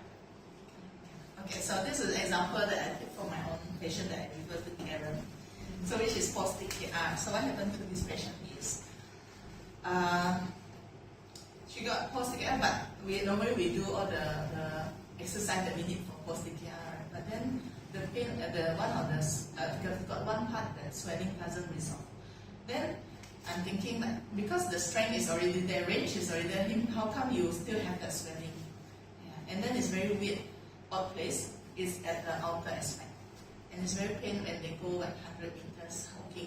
Okay, so I thought when I checked that she got scoliosis actually, and they're on the weight bearing leg. Okay, so then I told her, then This is one of my how I tell. Okay, so I said I believe that your knee. This is also good words to use. So I believe that your knee has progressed well and you already achieved the goals that you need for post TKR. But then why this happens is when you have scoliosis, the loading is always going into one side. So no matter what we do on the knee, it's already improved there. But why the swelling is still there? Because of the loading. So I told her the best is to go with Pilates to train on the posture so they can balance out. That's a beautiful explanation, isn't it? Oh, yes. Any comment? So maybe input from Kwang's team, give another example of how a therapist or clinician can, explain to a client that you want to transfer to the Pilates. Oh, okay. So for us, we highlighted 4 different points on how we can do this transition. The first one is to highlight to the client the progress and the continued improvement that they have achieved. So you can say things like, I'm happy to report that you've made significant progress in your physio, and to help you continue building on this success and to reach your long-term goals, and we would like to recommend transitioning your care to a certified Pilates instructor. And then from there, you explain. So if it's a client who has never heard of what Pilates is, then you can explain to them what are the benefits of Pilates. You can talk about that it focuses on core strength, flexibility, movement control, for example, and these aspects are crucial for maintaining the progress that we've made and to prevent further issues from reoccurring. And also the benefits of working with an instructor that can provide a very safe and personalized program to tailor to their specific needs. And then we also would explain to them that look, we're not just releasing you like that. There is a continuity of care, and it is one step. It's a step up that you're taking in progress with your condition. And so we will provide the instructor with a report outlining your progress, or and also tell them if there's any particular precautions that they should be aware of. And so this will help to hopefully give a bit more reassurance to the client that they are doing that. And then just to address any of the concerns that they have, be open to talking to them about it. Okay. That's our suggestion. Yeah, isn't that a wonderful way of talking to your clients? Right. Okay, thank you, Kwang. Let's give a big applause. Okay, thank you, Lee and team. Okay, now Kwang and team will stand up here. Okay, we'll take question 2 and question 4. So you can decide who's going to read out the question before you answer. Okay.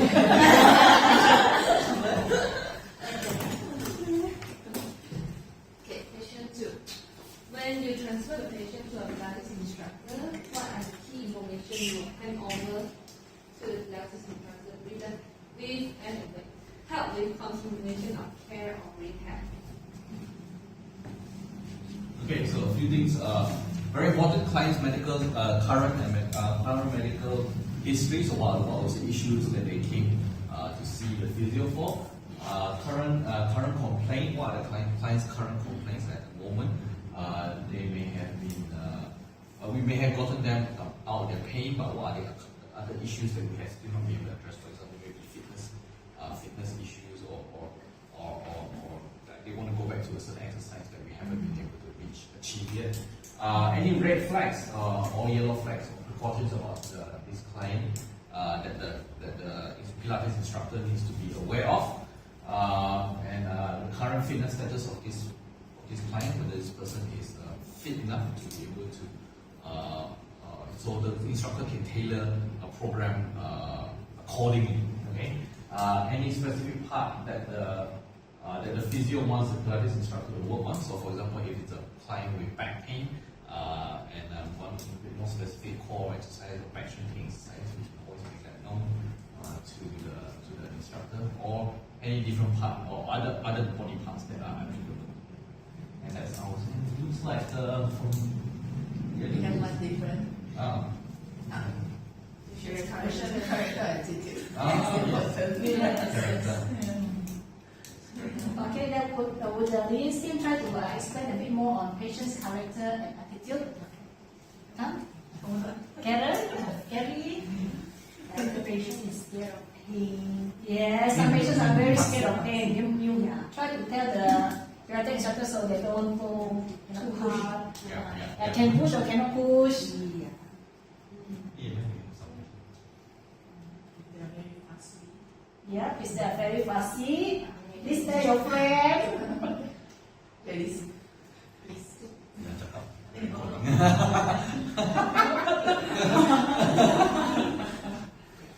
Yes, okay.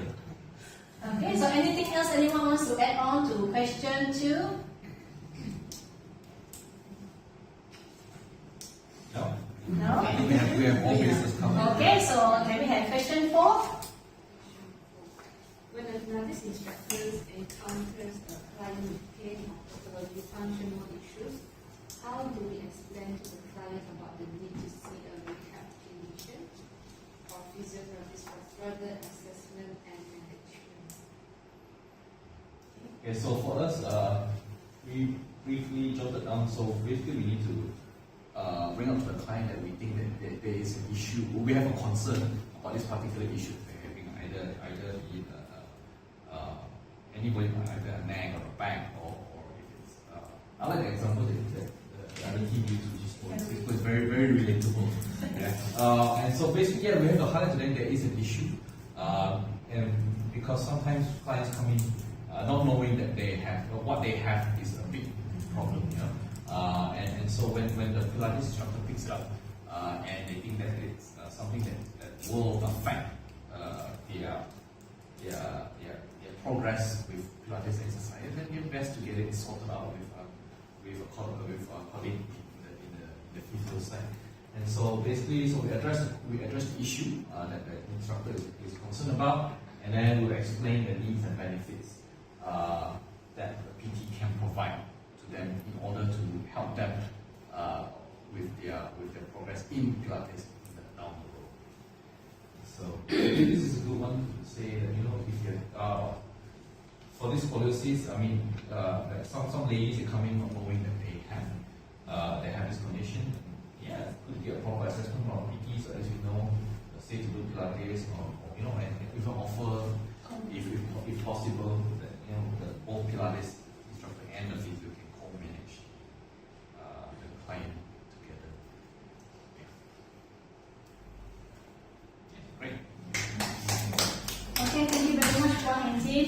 Ian, so great job on the narrative that you have helped each other to write down. So if you see how we tie in the questions, these 4 questions actually help our team members from both sides to be able to work together and also improve the referral system that we have. So not only do you need to know when to transfer, okay, you need to be able to tell your clients also, because clients might accept it and they might not accept it. So usually physio transfer to Pilates, I think not too difficult, isn't it? But Pilates, getting them to see a physio might sometimes be a bit difficult because it depends on whether they want to accept that they have a problem or not. Yeah, so that's why maybe like Karen, you know, Aisha, or the classical Pilates instructor will need something like this, a written narrative to help them to actually talk to the patient and explain to the patient, okay, this is my concern, I found some concern, I found some issues, you know, my colleague might be able to help you address it further, you know, and the reason for transfer, and then the offering co-management. I think it's a very, very good point. Offering co-management. I'm not throwing you, I'm not throwing you. You can still do your reformer class, you can still continue it, but at the same time, can you also check with Guang, you know, something like that. Okay? So this is where we round out what you actually covered in module 1 and module 2. So any questions, go through the notes, any questions from module 1 and module 2, because now we are discussing apply the principles in different clients. So now you can actually go a little bit deeper into specific clients or client groups. So Leah, did we answer your question from earlier on just now? Is your question answered from this exercise? Oh, okay. Just now I just asked the category. Say, okay, after we refer, that one will put, let's say I already referred to Karen. So Yeah. Karen will put it under classical or still under clinical Pilates. That one, question will go to Karen. So Karen is the one who will decide. Because the thing about us is that Pilates instructors in rehab concept are not purely classical instructors because we are all trained in rehab approach from our internal CE. So you need to differentiate that between our Pilates instructors and the outside ones. Outside ones are mostly purely classically trained. So if the patient comes to you and say, I'm attending Pilates outside, your answer will be very different. Your answer will be different because you don't know how much rehab experience and training they have. And the only one I know who have some rehab training is actually Katerina. The rest, very sorry, they don't even have the AFAA certificate, not certified physical trainers, to be able to hold a license to open classes because there is no monitoring body in Malaysia to govern that. It's optional. So those who are not particular, they don't take those kind of certifications. Okay? So when you answer the patient is whether they are seeing our Pilates instructors or outside Pilates instructors, answer will be different. So let's say it's internal. So the question will go to Karen. So whether Karen want to do classical or clinical Pilates, Karen now is in the position to handle already. I hope, Karen, you are okay already, how to give clinical reasoning on how much, and what exercise to choose, what exercise not to do actually is more important. Okay? So as long as when you discuss with the instructors and they are confident and comfortable in handling the case, I think can more or less let them decide already. Yeah, sometimes we do like a core session for the first time. Yes. So just to get what we call this rapport with the client first time, sometimes they don't understand how. So at least they feel more confident that we are there with them. For the first session. It's good now. And sometimes like for me and Rachel, because we are both physios and Pilates instructors, we cannot really differentiate or separate the two already because we are clinicians to start off with, but everything we do is already clinical. So for me, I have actually never used classical Pilates moves for any of my patients. Even when they already graduate, like from Agnes to me, under Pilates training, I have never actually really teach them original classical Pilates form because to me, it's not very functional to start off with those movements. And when we are looking from a clinical perspective, we like to train movement and strength. That is what they need to do in daily life, as we already discussed just now. But some people want the beautiful move. We can give it to them as well. Okay, so we can go to more specific clients or client groups or pathology if you want. So we can discuss together and I can give some input from the MBTI side. So any patients or clients you want to discuss as a case study, we can give pointers to each other from the Pilates side as well as the clinical side. Ada tak?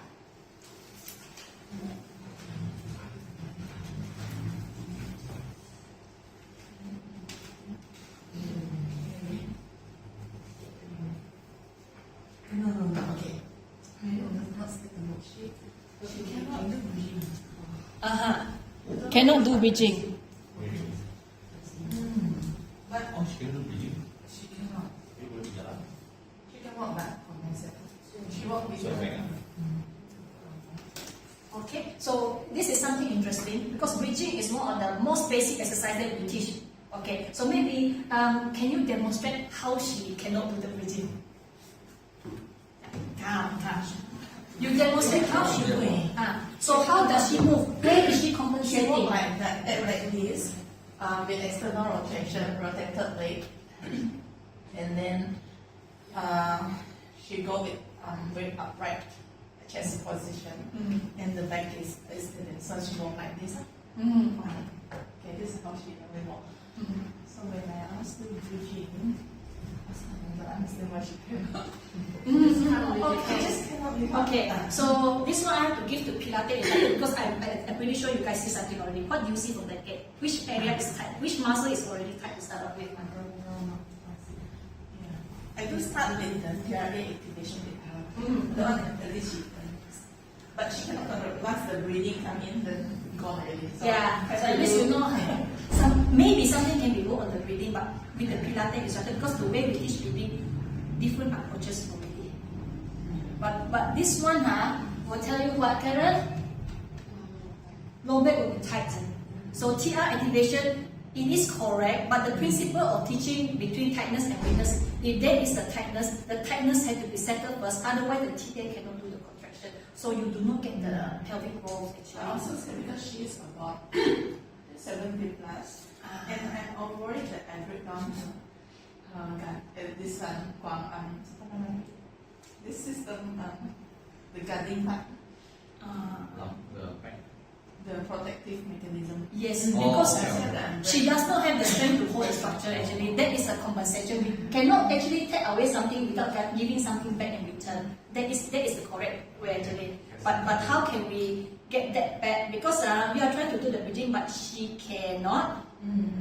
And then the reason why we do bridging is we want to get more glutes in, correct or not? Is that the aim? We are trying to actually get the glutes in, so that it will help to strengthen the extensor component. She will rely less on the lumbar extensor. That's the correct way, right? So the key point I'm trying to bring here is we are trying to get the glutes to kick in. Okay, so what I have done with the glute, side lying, that's the only way I can get. And then I asked her to do isometric kicking, kick and take. Then I guide the pelvic. I don't know if any idea fire up the glute. And then upper abs.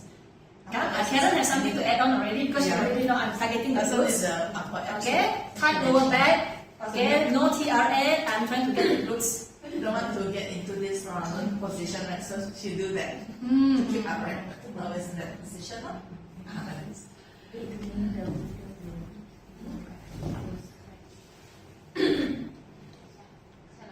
I want to send Pilates, but then she's not that easy to master. How old is she now? So Yes, quite old. not easy to get her out from the comfort zone. So Mm-hmm. she get the trust from the doctor, and then the doctor asked to see me. So the first time she feel comfortable, then she will follow me. But if I pass to someone else, then I don't think she will. Yeah, never mind. Yeah, so that's why we need Can you some- pretend to be the patient so Karen can try something?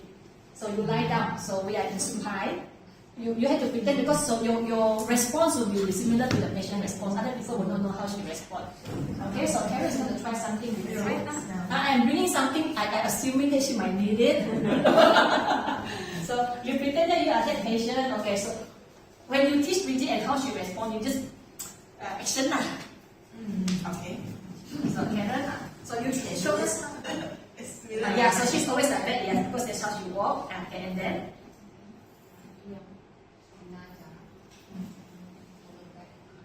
okay. This one, yeah, similar to what Ian is teaching already, kan? No, mine is set lying, and then I asked to kick here. Okay, okay. So So very she's tight, the hip flexor. okay. So Carrie pula, she is trying to get you to kick from this position. So can you kick into my forearm? So this one, it does help to with the glutes. So you can support the leg on a roll or something so that you don't have to carry. It might actually help to get the glutes in first to start off with. Because you don't have to be in side lying. Side lying, compared to supine is more stable. Supine is more stable. Side lying, a little bit of instability, and you cannot actually control the back going backwards. In this position, she is actually, her lower back is more stable. Okay, so if I get you to bend the knees up, I'm already rotating the lower back and the pelvis, so that is already flattened. It's not lordotic. So try to get the glutes to fire from this position instead, so that it knows how to work with the pelvis in a better alignment. Does that make sense, Karen? Okay, so how you going to push this? You can use hand, you can use the Cadillac with the springs for some resistance in. That will work as well. Trapeze. So with the spring. Yes, because you will not be able to hold this leg in tabletop. So trapeze will be a good thing, whether you use the bar or the spring up. So I asked her to move towards Yes, this. because our goal is the glutes. So this is another way to get the glutes. And when she is doing the bridging, if her leg is not in the proper alignment, okay, remember what I teach you guys just now to get this one in, okay, but we will not get her to reach up. So let's say you are her and you cannot reach up, right? Let's secure the knees first. Okay, can you help me with that? Okay, so you are her, before the securing, can you try to reach like her and then you cannot, right? You feel it first. Do this. Yes, correct. So that's all. Okay, so we're going to secure this. So we are actually putting her legs in the correct alignment. So it's no longer externally rotated, so she's supported in and out. So I'm going to start by actually getting her to other arm. Can you lift up your toes? Okay, what do you feel? Who is working? The front, anterior, anterior. What is happening in the hip muscles when you are doing this? Okay? Correct. So it is a very gentle way to get the hip tilt in already. Okay? So once she is happy doing that, because it's so easy, it's not painful. So that's what we are trying to teach her, okay? It's like that, okay? So once her toes is up, actually what I want her to do is I want her to feel some weight bearing in the heels. Okay, so once she starts to weight bear on the heels, actually the glutes is connected to the heels. When we want to get more glutes activation on the reformer on the bar, we get the patient to push from the heels, not from the toes. So it's like a direct connection. So once you are here, I want you to dig in the heels into the back. Can you do that? What do you feel? Glutes. Very simple, close chain, fully supported. So awareness and connection comes first, correct? So she gets to engage, okay? So toes up, dip your heels into the back. What do you feel? I see a tilt already. Yes, okay? So, but you have to help her like this, or you stick your finger into her glutes, because when you want engagement, she needs to feel the muscle. Not only like us, I can feel my muscle contract very easily, but for somebody who is out of touch with the body, they contract. You can see the contraction, they cannot feel. They really cannot feel. You will have to help her. Then after you feel, I ask, okay, you feel, okay, dip your heels in. Do you feel it? You cut her like that, so she gets the awareness and the engagement in already. So this is step 2. Okay? So now she get the roll in, you say dip in, okay? So I'm going to get another therapist. So I'm going to tell her, it's already noted, never mind. Okay? So I will ask her to imagine her tailbone, the coccyx, okay? So I want you to imagine that I'm pulling your tailbone up. Okay, so dip the heels in, prepare, pull your tailbone up. Okay, how do you feel? And then why this is nice, because when you pull your tailbone up, you already naturally rotate the pelvis into a better position already. So you don't use the back extensor to move up, because what they do, if they cannot engage the glutes, what do they use? Back extensors inside, and we don't want that. So they get a very nice, just little bit, but that is engagement already. Once you get engagement, you can slowly get them to mobilize a little bit more next time. So you can dig in and then you help. So you start to facilitate for the hips up, pull your tailbone up, or even the pubic bone. And this will be the next move. So like work passive and then assisted and then to full active. It's still the same principle of teaching exercise progression. Okay? So that is why certain things we call it cue. So the heel dig in. Press in. You have to press for them first. They don't know what you mean when you say dig the heels in the floor. They cannot do. So teaching exercise, you press for them first. Like this, auntie. Okay, relax. Okay, now dig in your heels, press in. And then, oh, like that. Okay, so that's how they learn. You actually have to do it for them first. Okay, so you get engagement already, mobilize, and then active. How about this tailbone? Because if I use tailbone also, they don't understand. If you don't understand, you help them get them to touch it. Get them to touch the tailbone is here. Say, can you touch it? Okay. So you pull the tailbone up to the ceiling. So Pilates, we use a lot of imageries to teach movement. You cannot tell patients squeeze your glutes. They don't know. If you show them here, they cannot feel. The connection is not there. So it's like if their ribs are flat. Okay. Can you squeeze your ribs together? But I'm not telling you I want upper core engagement. Engage your upper core. Doesn't mean anything to them. Okay, your ribs is there, okay? Can you squeeze your ribs together, your ribs is there. Can you squeeze your ribs to your anterior thigh at this point here? Can you squeeze them together and they get to engage the core that way? But we don't use clinical terms, we use imageries. And that can sometimes work better. So depends on the person. The beauty about Pilates is that the cue we use is very different. Different schools use different cue. My cue is different from Sabrina's cue actually. So we try different ones until we find the one that the patient like and understand and respond to. Yeah. Even breathing exercise, some patients can take 4 to 6 sessions just to get proper breathing in. But you have to try so many cues for that. Okay? So for this patient, of course you get some boost in, you also want TRA. Dia punya TRA okay dah? She can lah, okay lah, but maybe for stabilizing saja. So for this one, somebody will come with this one later. And for the dia punya internal rotator, the hip control, how is the hip control? The control, because when she lie down, she will go internal.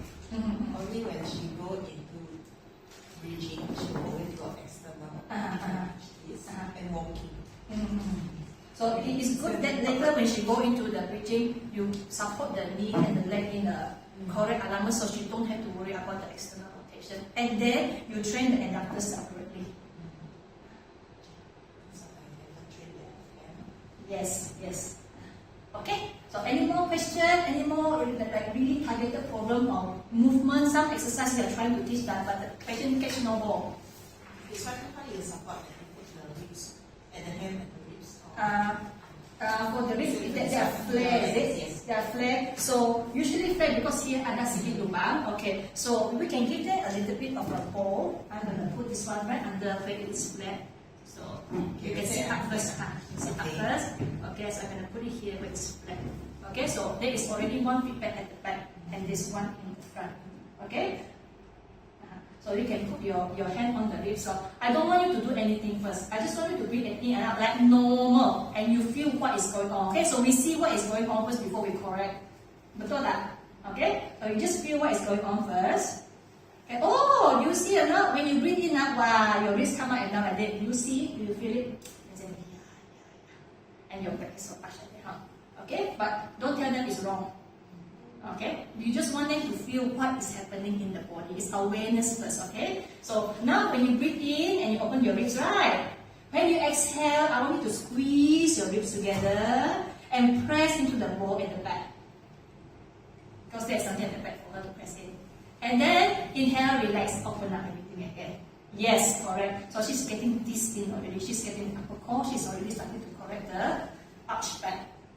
Okay, so in Pilates, we use a lot of small tools, a lot of proprioception, a lot of feedback to help people learn movement, because our main job is actually to teach movement. So for them to learn better, verbal instruction, even showing demonstration does not work with a lot of patients, and that's why they are here in the first place, because they already have movement dysfunction. So this is why using small things like the thing at the back, press into it, because put hand there, they will be like, let me help you, like the ashabol, very horrible. So you just put something at the back. Can you feel it in our small pose? But exhale and squeeze the lips together. So that is the upper core. Okay? Any more small things that you want to maybe do differently? Okay, we have 10 more minutes, 5 more minutes. Any more questions? Any case?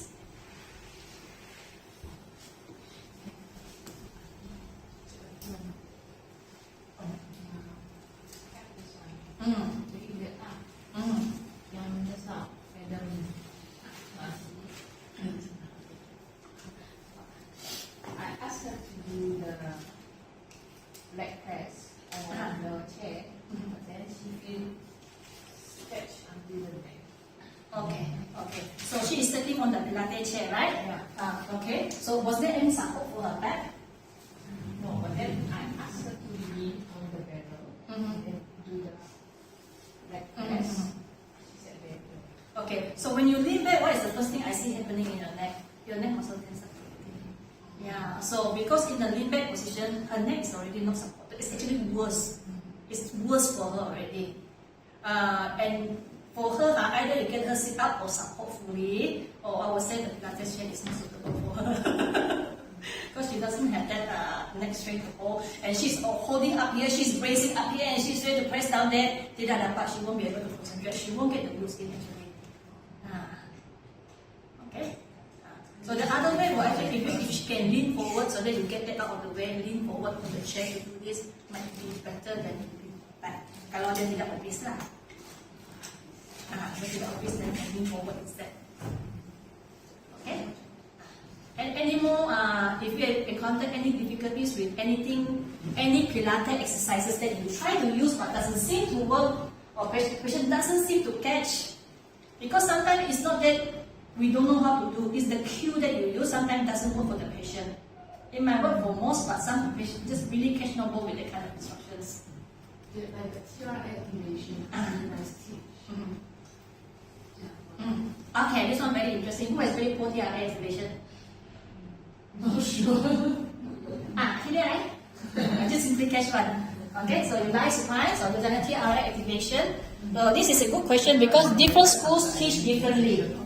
Okay, this one for women's stuff as well. You know how you activate the pelvic floor muscle, how you activate the TRA. Everybody does it differently.